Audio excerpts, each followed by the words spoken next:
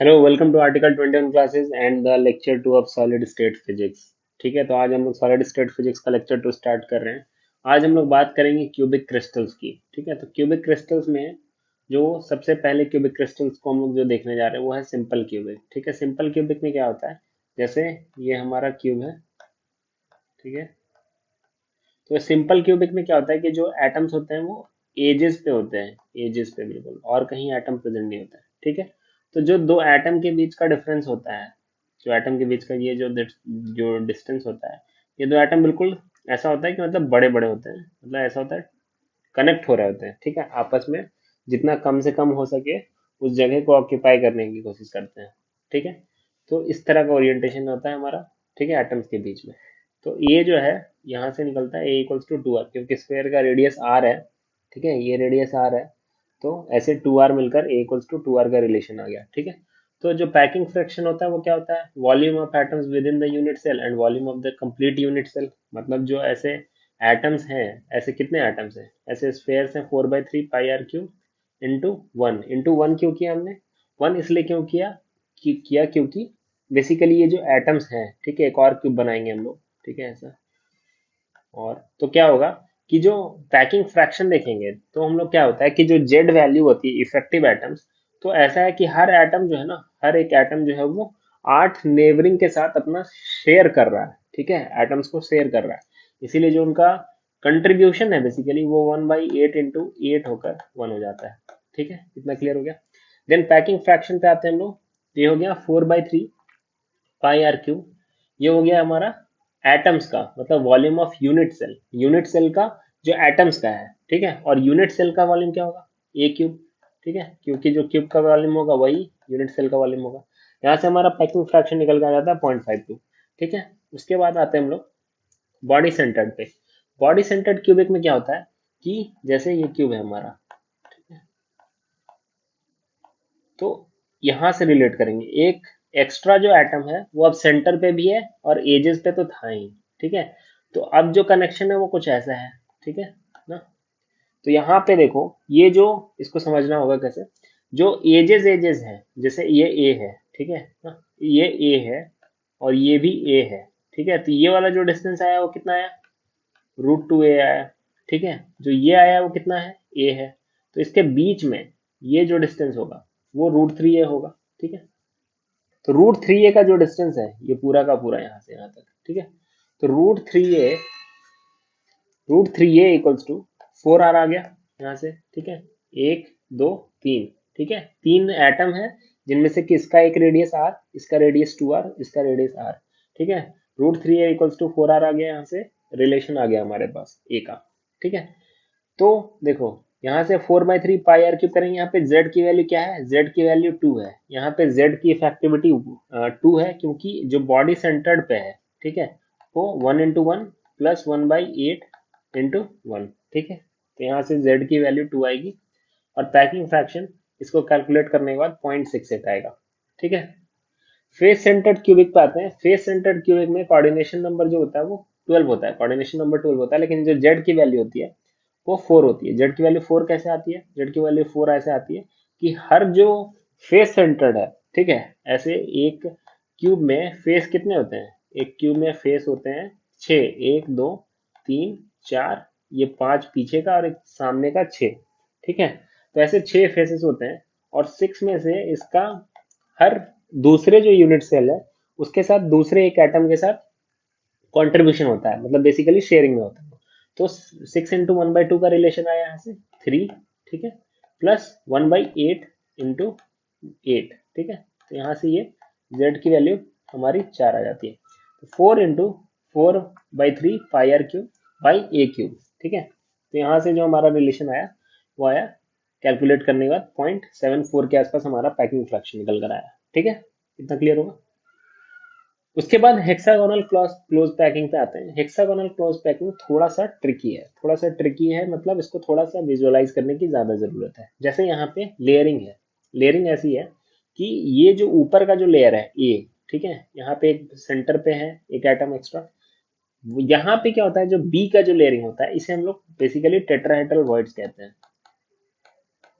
ठीक है, ये टेट्राहेड्रल वॉइड्स कहते हैं इसे। ये टेट्राहेड्रल वॉइड की तरह होता है जैसे, ठीक है।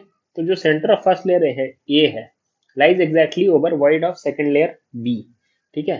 तो बी के जो लेयर है बेसिकली वॉइड का, उसके एग्जैक्टली उसके ऊपर सब्ज्यूम करता है ये, ठीक है। तो जो सेंट्रल स्फेयर है और जो sphere of second layer B है, दोनों आपस में टच में होता है, ठीक है। ये जो लाइन लिखा गया है, centre sphere and sphere of second layer B are in touch. Triangle O R S is equilateral triangle. यहाँ पे जो ट्राइंगल ओ आर एस है, ये इक्विलेटरल ट्राइंगल है, मतलब ये साइड, ये साइड, ये साइड, सब तीनों साइड बराबर है, ठीक है। तो यहाँ पे जो ओ आर है, ठीक है, जैसा कि मैंने बताया, ये टच में है। ये डिस्टेंस हालांकि इनके बीच में दिख रहा है, बट ये एक्चुअली में टच में रहते हैं, ठीक है। जैसे ये एटम एटम था ना, तो इनके इनके बीच में ये जो रिलेशन आ रहा है ओ आर का, वो टू आर आएगा, ठीक है। तो यहाँ पे जो टू टाइम्स क्यू आर, ठीक है, क्यू आर कहाँ है हमारा, क्यू आर हमारा यहाँ है, ठीक है। तो Q R cos 30 degree equals to O R आएगा, ठीक है। ये ओ आर कैसे आएगा, क्योंकि ये क्यू आर है, ठीक है, ये क्यू आर है, इसका कंपोनेंट जो आएगा इस पे आएगा, ठीक है, इस वाले सेक्शन पे। तो इसका जब हम लोग टू टाइम्स करेंगे तो ओ आर आ जाएगा, ठीक है। तो यहाँ से क्यू आर जो है आर अपन कॉस 30 आ गया, ठीक है, 2r/√3, और क्यू पी का वैल्यू यहाँ से निकल गया, ठीक है। तो यहाँ पे देखो हमें बेसिकली जो पैकिंग फ्रैक्शन आता है हेक्सागोनल क्लोज पैकिंग में, उसमें वॉल्यूम जो है, वॉल्यूम जो लेते हैं हम लोग, √3/4 ए स्क्वायर इंटू एच लेते हैं, ठीक है, into 6 times by volume of atoms, ठीक है। तो यहाँ पे जो एटम्स का अपन यूनिट सेल का यहाँ पे पैकिंग फ्रैक्शन निकालते हैं, तो वो 74% आता है, ठीक है। देन उसके बाद आते हैं हम लोग सॉलिड्स पे, ठीक है।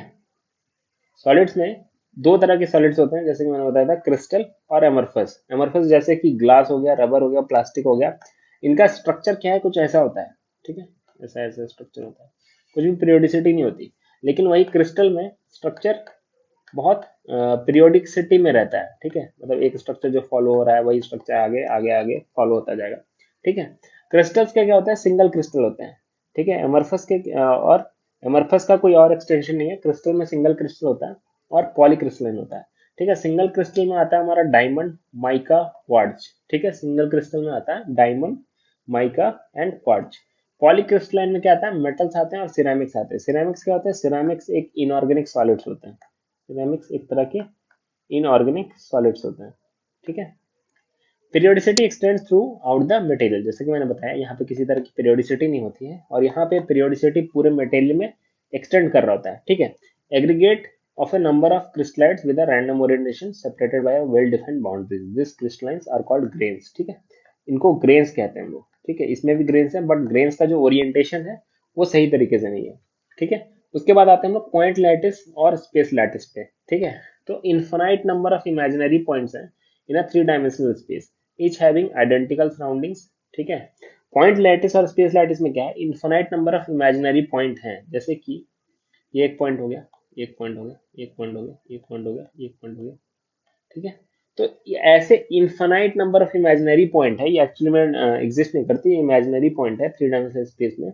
और इनका जो सराउंडिंग है वो एक जैसा है, एक जैसा है मतलब, जैसे मैं अगर बोलूँ इसके लिए सराउंडिंग कैसा है, एक जैसा है, इसके लिए भी सराउंडिंग एक जैसा है, इधर एक एटम है, इधर एक एटम, इधर एक एटम है, ठीक है। इस तरह से इन्फिनाइट है ये, ठीक है। तो पैटर्न यूनिट क्या होता है, lattice contains small group of points called pattern unit which repeat itself in all direction, ठीक है। पैटर्न यूनिट जो है, लैटिस जो है, छोटा सा स्मॉल ग्रुप ऑफ पॉइंट्स को कंटेन करता है, जिसे हम लोग पैटर्न यूनिट कहते हैं, जो कि खुद ही रिपीट करता है, ठीक है, सारे डायरेक्शन में रिपीट करेगा, इसी पॉइंट में रिपीट करता चला जाएगा, और उसे उसे ही हम लोग पैटर्न यूनिट कहते हैं, ठीक है। अब ये पैटर्न जो ट्रांसलेट कर रहा है, ठीक है, एक तो होता है ट्रांसलेशन के थ्रू हो जाए, एक रोटेशन हो जाए, ठीक है। तो ट्रांसलेशन में क्या होता है, N1A plus N2B plus N3C, ठीक है। N1 N2 N3 जो है वो Z यानी कि रियल नंबर से बिलोंग करता है, जो कि एक प्रिमिटिव ट्रांसलेशन वेक्टर होता है, एक प्रिमिटिव यूनिट सेल होता है। अगर फ्रैक्शन आ जाता है ये N1 N2 N3, ठीक है, तो नॉन प्रिमिटिव होता है। प्रिमिटिव मतलब जिसका स्ट्रक्चर बिल्कुल पैटर्न यूनिट में है, ठीक है, ऐसा है कि किसी एक यूनिट में चल रहा, ठीक है। उसके बाद आते हैं हम लोग यूनिट सेल पे। यूनिट सेल क्या होता है, यूनिट सेल है building block for construction of complete lattice. जैसे कि मैंने बताया कि लैटिस बड़ा है, lattice is a wider concept, unit cell उसमें एक छोटा सा कॉन्सेप्ट है, जैसे कहते हैं ना एक बिल्डिंग बनती है तो बिल्डिंग से पहले जो ईंटें लगते हैं, ठीक है, तो यहाँ पे हम समझ सकते हैं कि वो जो ईंटें हैं वो एक तरह की यूनिट सेल है, ठीक है। तो यहाँ पे जो जितना भी नियरली लैटिस पॉइंट्स है, ठीक है, जो विग्नर कर्सेटिस सेल है उसको पढ़ने के लिए हम क्या करेंगे कि जो ज्वाइन करेंगे जितना भी लैटिस पॉइंट है उनके जो नियरली जितने भी सारे पॉइंट्स हैं उनको सब कनेक्ट कर देंगे और एक परपेंडिकुलर बाइसेक्टर ड्रॉ करेंगे, ठीक है। और जो वॉल्यूम फिर बनेगा उसे हम लोग volume enclosed of unit cell, जो कि विग्नर के मेथड से आता है, उसे कहते हैं। जैसे कि अगर ये पॉइंट है लैटिस के, हमने इनको कनेक्ट कर दिया, ठीक है, ऐसे कनेक्ट करते चले गए, ऐसे कनेक्ट करते चले गए, ठीक है। अब ये एक क्यूब बन गया, ठीक है, परपेंडिकुलर बाइसेक्टर मतलब हम लोग ड्रॉ करते गए तो ये क्यूब बन गया, ठीक है। उसके बाद क्या हुआ कि जो ये वॉल्यूम इनक्लोज हुआ, ठीक है, यही विग्नर स्लिट सेल को बताएगा, ठीक है। तो कंपोनेंट ऑफ क्रिस्टल लैटिस पे आते हैं। क्रिस्टल लैटिस के दो कंपोनेंट होते हैं, एक स्पेस लैटिस होता है एक तरह का, एक बेसिस होता है। बेसिस मोनोटॉमिक होता है और कॉम्प्लेक्स होता है, एटम और group of atom that takes place of space lattice points, ठीक है। तो देखो, उसके बाद आते हैं हम लोग सिमेट्री ऑपरेशंस पे। सिमेट्री ऑपरेशंस जो है वो एक तो रोटेशन होता है, ठीक है, एक रिफ्लेक्शन होता है, ट्रांसलेशन होता है। हमारे सामने बहुत कॉमन है कि हम लोग रिफ्लेक्शन से सिमेट्री को चेक करते हैं। मतलब जैसे हमने सामने में मिरर रख दिया, ठीक है, और अगर सेम इसका इमेज थोड़ी देर बाद हमें दिख जा रहा है, ठीक है, इट मीन्स दैट कि वो रिफ्लेक्शन में सिमेट्री होल्ड कर रहा है, ठीक है। बट अगर जैसे कोई बॉडी है, जैसे मान लो कि ऐसा कोई गोल सा बॉडी है, ठीक है, अब इस गोल से बॉडी को किसी भी एंगल से देखो तो वो सेम नजर आएगा, ठीक है। लेकिन अगर मैंने किसी किताब को रख दिया यहाँ पे, ठीक है, ऐसे किताब को रख दिया, तो जब मैं इसे 180 डिग्री रोटेट कर रहा हूँ तो फिर ये किताब वापस से मुझे वैसे का वैसे ही दिख रहा है, ठीक है। अगर इस किताब को मैं जस्ट उसके शेप से रिकॉग्नाइज करूं तो अगर मैं उसे 180 डिग्री रोटेट करता हूं तो मुझे 180 डिग्री रोटेट करने के बाद वो वापस का वैसा ही दिखता है, ठीक है। देन आते हैं ट्रांसलेशन पे, ठीक है, ट्रांसलेशन और इन्वर्जन पे, ठीक है। तो इसको डिटेल में हम लोग स्टडी करेंगे, रोटेशन, रिफ्लेक्शन, ट्रांसलेशन और इन्वर्जन। इन्वर्जन में बिल्कुल एक्सेस को हम लोग चेंज कर देते हैं, जो भी एक्स के पॉजिटिव साइड में है, जैसे अगर ये एक्स था और ये वाई था, तो किसी एक पॉइंट पे होगा, इधर किसी एक पॉइंट पे होगा एक्स पे। तो ये जो एक्स वाई का पॉइंट है ना, कोऑर्डिनेट्स हैं, इनको हम लोग इन्वर्ट कर देते हैं और इसे इन्वर्जन कहते हैं, माइनस एक्स माइनस वाई, ठीक है। इसके बाद हम लोग पढ़ेंगे मल्टीप्लिसिटी ऑफ रोटेशन एक्सिस, ठीक है, नेक्स्ट लेक्चर से, ठीक है। Thank you.